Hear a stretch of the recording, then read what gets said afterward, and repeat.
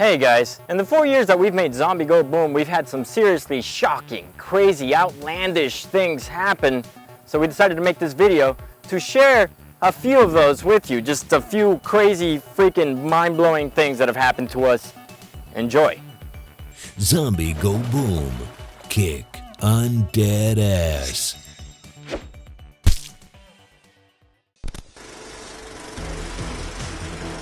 The Sledge Saw, a cross between a sledgehammer and cement saw. The cleverly named Sledge Saw combines the brute force and blunt trauma with razor-sharp stopping power. The handle of the hammer also extends the weapon's reach, so you'll be able to keep zombies at arm's length. This 50 pounds of carnage is wielded by the executioner for maximum destruction, and our targets are 2 ZGB Ivan heads ready for some punishment.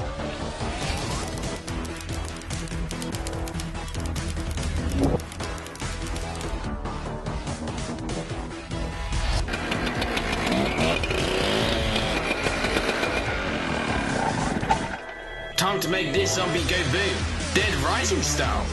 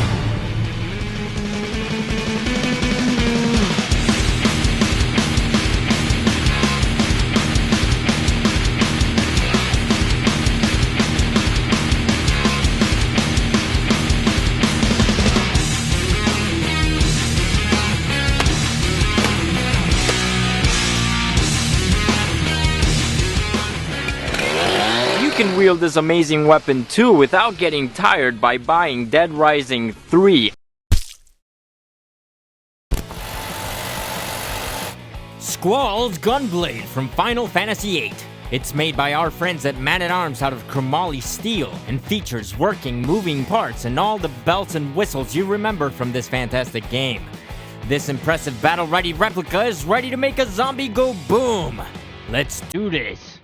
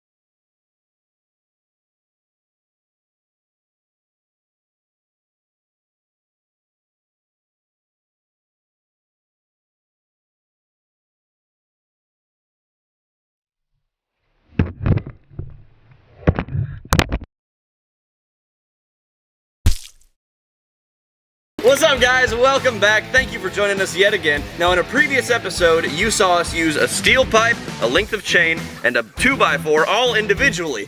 But today, we're gonna throw them all together, Dead Rising style. Dude, do not forget the duct tape. Oh, good call. Let's get to work.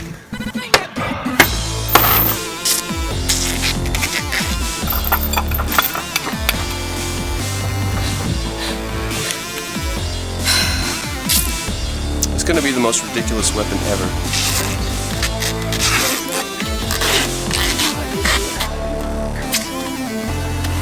Remember, kiddies, if you can't duck it, Fuck it.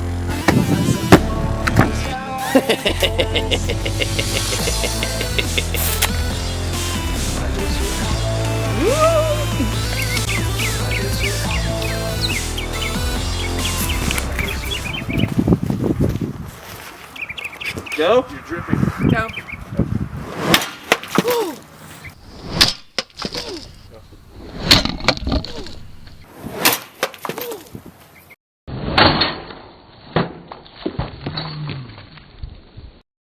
It's still on fire. Still on fire. Watch out.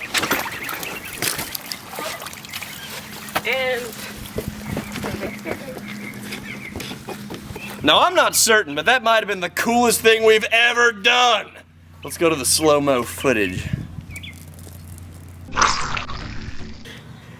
Here's the swing. oh, Bam! oh my Oh, the gosh! stream of blood coming out is There's, like, amazing. Equal parts blood and fire, And like in the flame. frame. That's awesome. Well, so what it looks like is, it looks like I grazed the side of the skull. yeah, but it wasn't worked- even head on, but it was perfect. Yeah, it looked sent amazing. Sent it spinning and oh, Eat that, Ghost Rider. eat it. The flame. That does it for this episode of Zombie Go Boom. I'm your host, Jim Goza.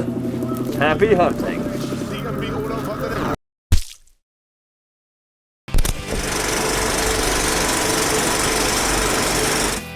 Some people call this the crowbar, others call it your mom. It has a single curved end and flattened points. This boom bar is a whopping 15 pounds of medium carbon steel made to remove nails, pry boards and doors apart. But can it break into one of our ZGB Ivan heads? Let's find out. Alright, first we're gonna try a stab that you see often in The Walking Dead, but for that, we're gonna need the executioner. Charles? I brought my own. Okay, man. 3, 2, 1.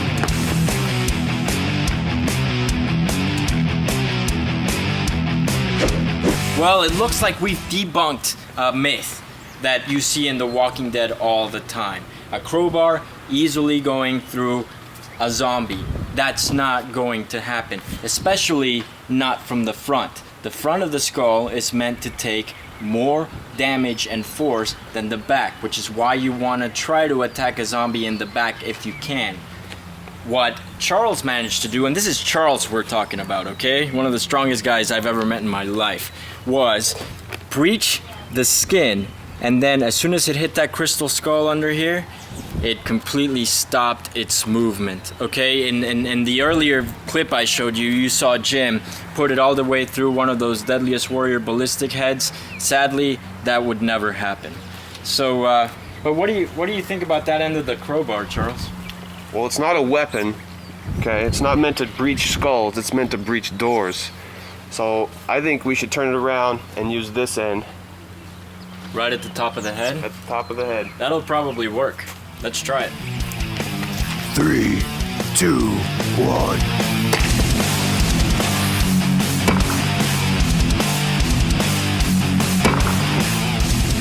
Alright, one hit, one kill. As long as you use that end of the crowbar. Blood splatter, not too bad. None on Charles, just up here, very concentrated. It pushed the skull in, and the skull itself is what penetrated and destroyed the brain. This is definitely a kill. The problem with the crowbar, though, is that it is heavy. If you miss, it's gonna take a lot of strength to recover in order for you to go and attack it again. So, but if you don't miss, I mean, that's a kill. Why don't we just let you go freaking crazy? I like that. 3, 2, 1.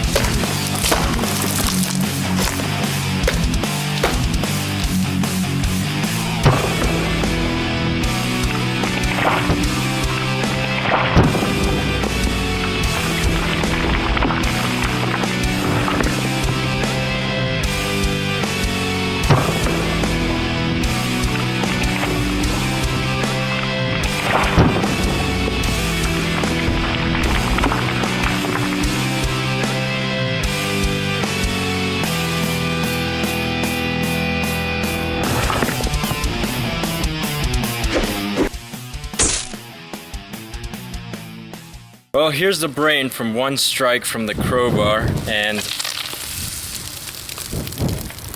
all that wasted blood. it's a lot of blood. Want some? Well, let's talk about the crowbar. It's heavy, it's hard to wield, the splatter is all over the place. Charles might be infected. I'm definitely infected. So if I'm fighting as a fellow survivor in his immediate range, there's a really good chance that I'm infected. And that's just bad for business. But let's look at the ends individually. This end is completely disapproved. It is worth nothing. This end, it's not too bad. If you hit a zombie one time just on the claw part, you might be able to kill the zombie with minimal splatter. But again, if you miss, it's gonna take a lot for you to recover. Overall though, the crowbar is just not a good weapon for zombie killing. If you have one in the back of your car though, feel free to use it. That's better than using your spare tire or something.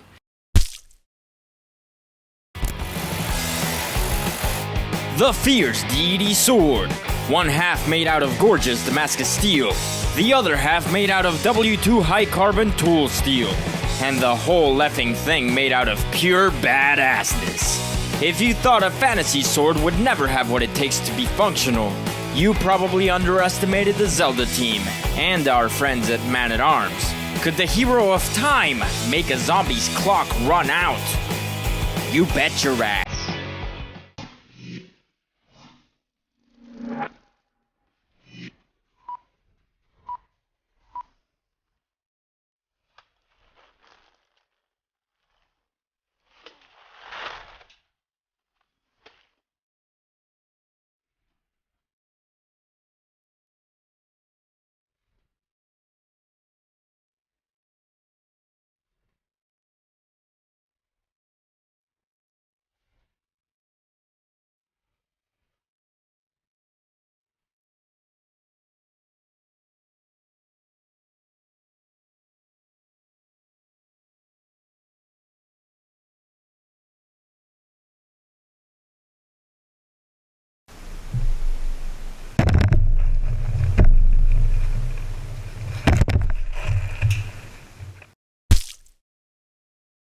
The spiked baseball bat, a formidable weapon, playable in almost every zombie-slaying video game. Our handmade bat features 16 6-inch nails, 32 spikes in all, and it measures 2 feet and 5 inches in length. It's time to play ball.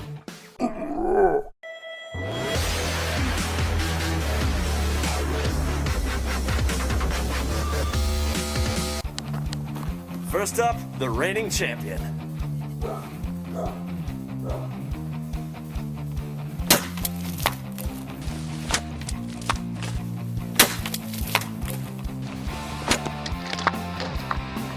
Here's the rear back, and boom! Look at that, that is beautiful. All right, so I hit it a little bit on its right side, giving it some nice spin as it left the neckle region. I believe that's the technical term. It did exactly what we thought it was going to do. It demolished it. Look at that. Perfect. All right, now it's time for the young upstart challenger, the spiked bat.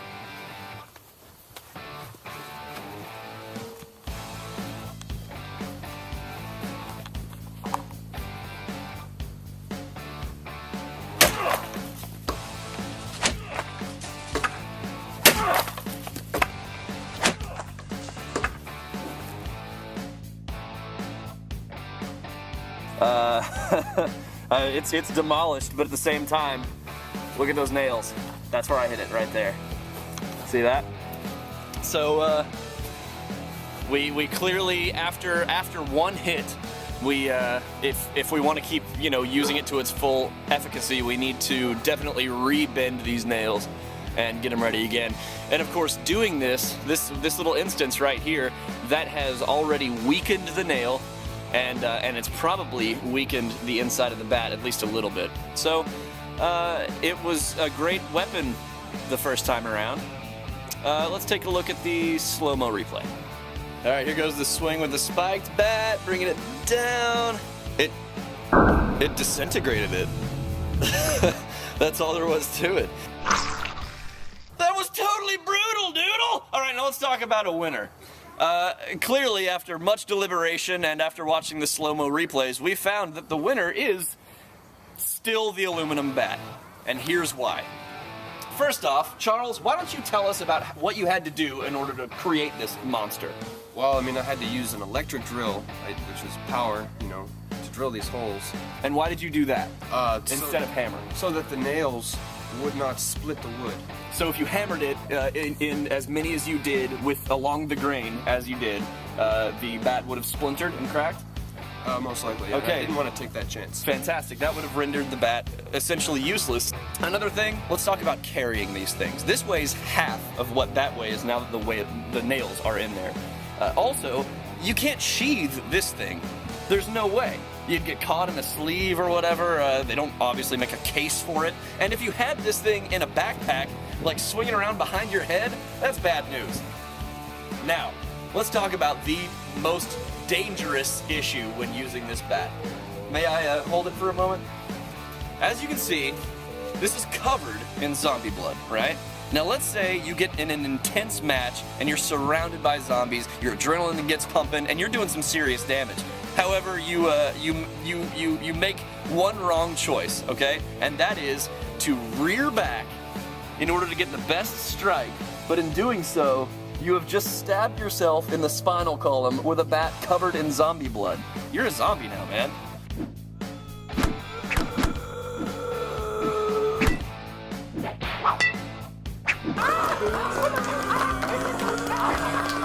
So for all of those reasons, we still determine that the winner and still champion is the aluminum bat.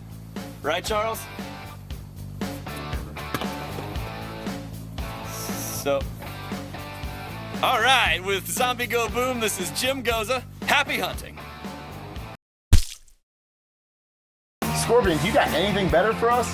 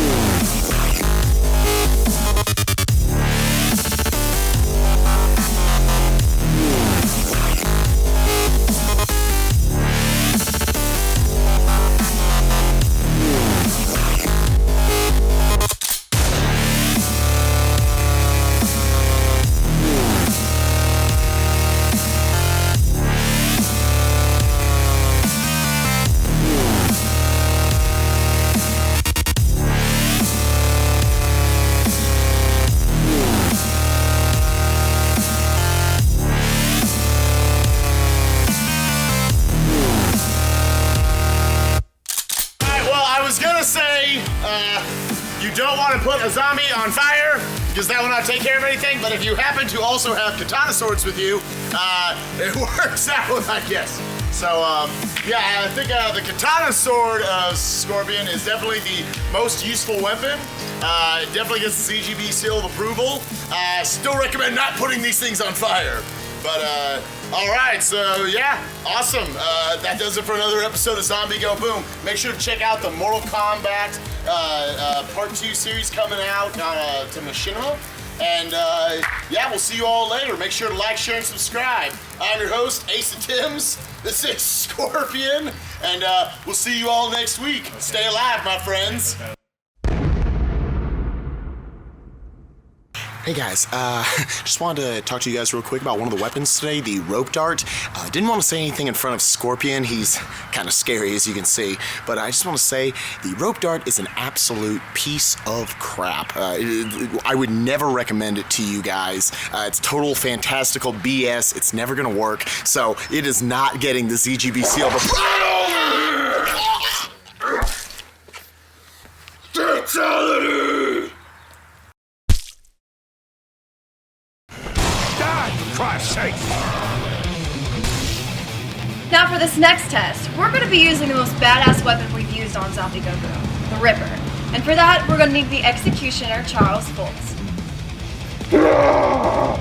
Let's look at the tail of the tape. The Ripper Baseball Bat Saw Mod. Take a wooden baseball bat, cut it down the middle, attach a rotary saw with a bolt, and you have yourself the meanest looking club the world has ever seen. But can it make a zombie go boom?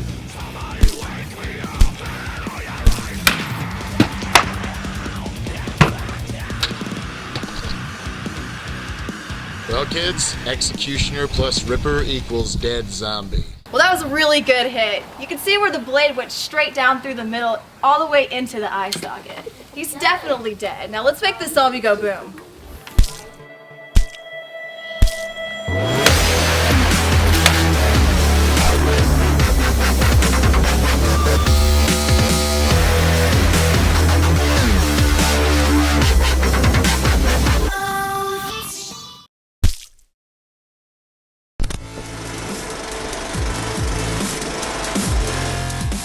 Is it a blade with brass knuckles or brass knuckles with a blade? Either way you slice it, the cold steel double-edged chaos is a force to be reckoned with.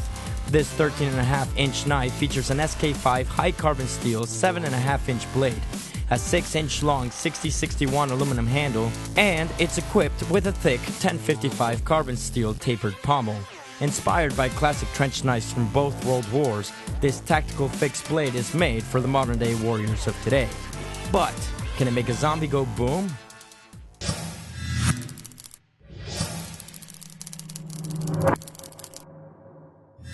Alright, first, I think I'm gonna run in here and punch this dude to the side of the face. Then I'm gonna come up and pommel it to the top of the head, and then I might slash it and stab it. But you never know, it's pretty chaotic whenever I go crazy, so we'll see what happens.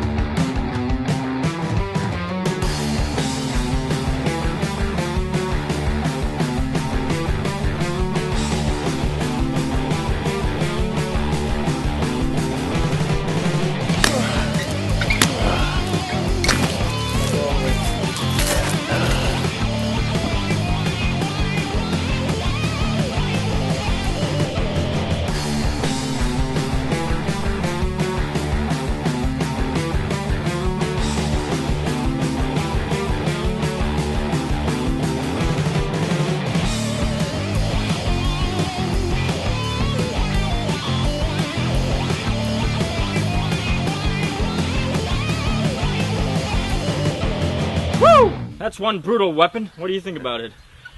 It's pretty amazing. The slashing, not so good as far as being effective against a zombie. The punching, not so good, except it could maybe knock a zombie back. The pommel worked really well, and the stabbing worked really, really well. So it's awesome. Yeah. You got through both sides. Ridiculous. Hey, what's up, survivors? Welcome to another mind-blowing episode from Zombie Go Boom. Today we have a special treat for you. This is Raiden's sword from Metal Gear, and we are going to be testing it out in front of a live audience right now. Yeah, come on. Yeah, come on up there. What do you have? Wait, hold on.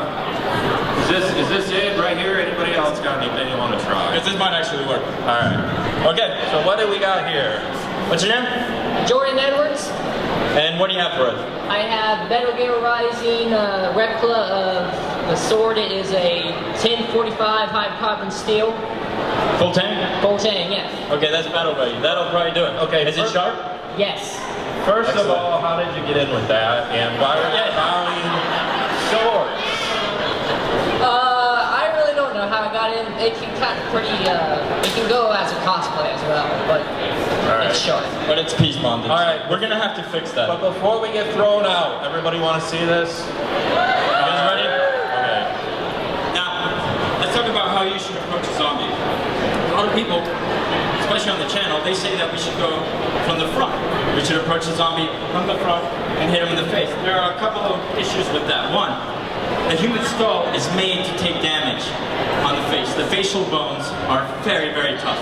Not only that, the zombie can grab you and he can eat you. So the best thing to do is use your advantage against him, which is your agility, and sidestep the zombie. You can even post by moving his arms out of the way and then attacking him either to the side, like the temple area, or to the back of the head. And then a decapitation is a lot easier from the back as well. Another thing with swords is you have to practice with them. That's key. And also, they're really not meant to stab through a skull. You see that kind of a lot too. Those are made to stab someone in the stomach or in the fleshier parts to kill a person.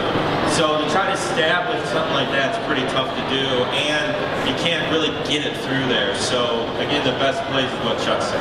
Yeah, and with the sword, you want to practice. If you just, first of all, if you buy a sword from around here, like at least a katana, those things are not going to work. They're not full tang. They're like, it looks like a rat tail. It's called a rat tail tang. It's basically a bolt that's welded and it goes all the way down. The steel is bad. It's like 440 Chinese steel. It'll bend on you. It'll probably break at the weld. You're not going to kill a zombie with those. We've actually tested one of those against a plastic ball, and that was enough to make it bend. This is for real. And yeah.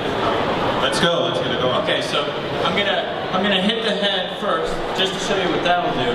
But with the sword, it's not a bludgeoning weapon.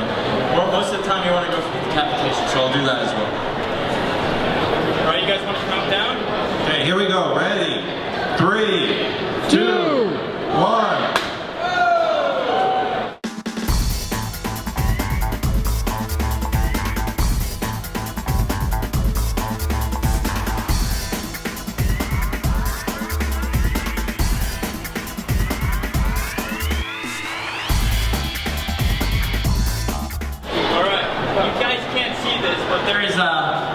Huge hole on the back of the head, and the sword is actually bent. Sorry, Jordan. We'll try to fix that before giving it back to you. Let's go. All right. We're gonna go for decapitation. It's bent, so it might be hard to do it now.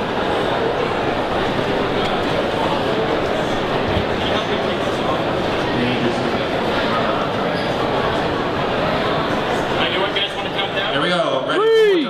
3, 2, 1.